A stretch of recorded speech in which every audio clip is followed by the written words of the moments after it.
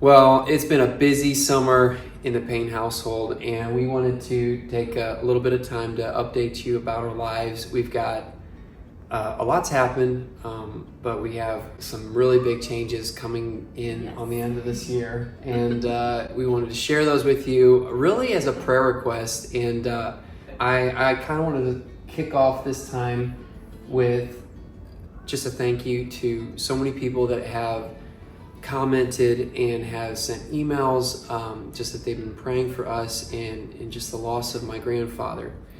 Our loss, but heaven's gain. And I'm so grateful. I believe, kind of looking back now in hindsight, moving to Florida, it gave us an opportunity to be about an hour and a half away from him. We got to visit him with the kids. He got to see William several times. We're grateful for that, because I think if we lived in Tennessee, we wouldn't have had near the amount of times that we came down. And I wish we would have spent more time, but we're grateful. We're grateful for, Erin was able to kind of capture a synopsis of his life. The funeral was just so sweet. I have just so many cousins, aunts, uncles.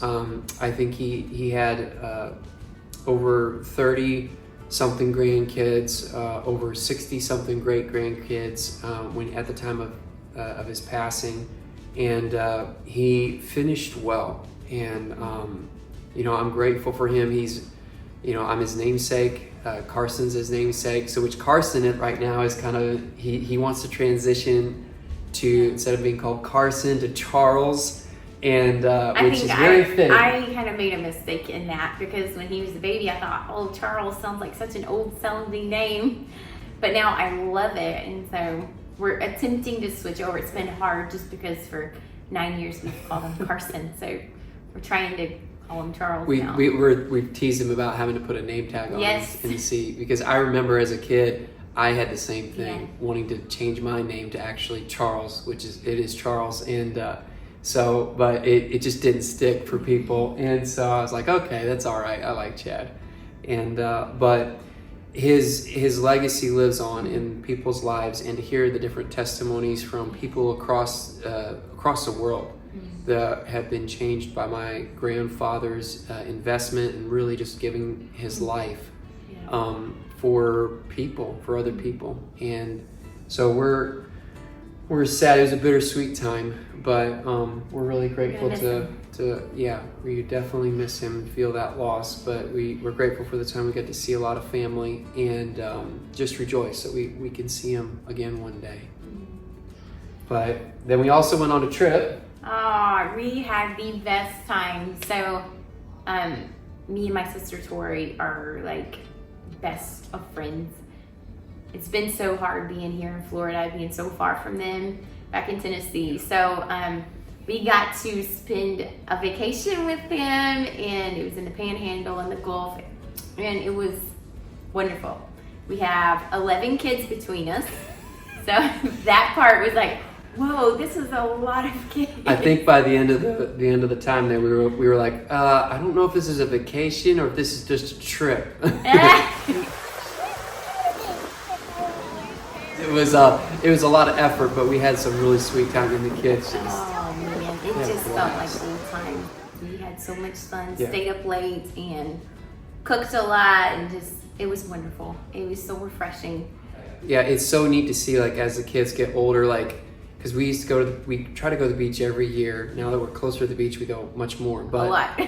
But to see them appreciate the waves, the sand, and just be able to tolerate the elements a little bit more, and just play for hours, and to see them play, they all like paired off and then got into groups and just interchanged through the time, and it was just really neat to see their different personalities coming out, and friends like Bobby and Tori, you leave saying, wow, I want to be a better person. I've been challenged, and I would encourage you, if you don't have friends like that, find a church, find some friends that you can get plugged in with that will challenge you, ask you the tough questions, and ask how you're doing, because we need people, and we really need each other. And so they have a special place in our hearts. They're wonderful. And then probably the biggest change that's happening. Yes.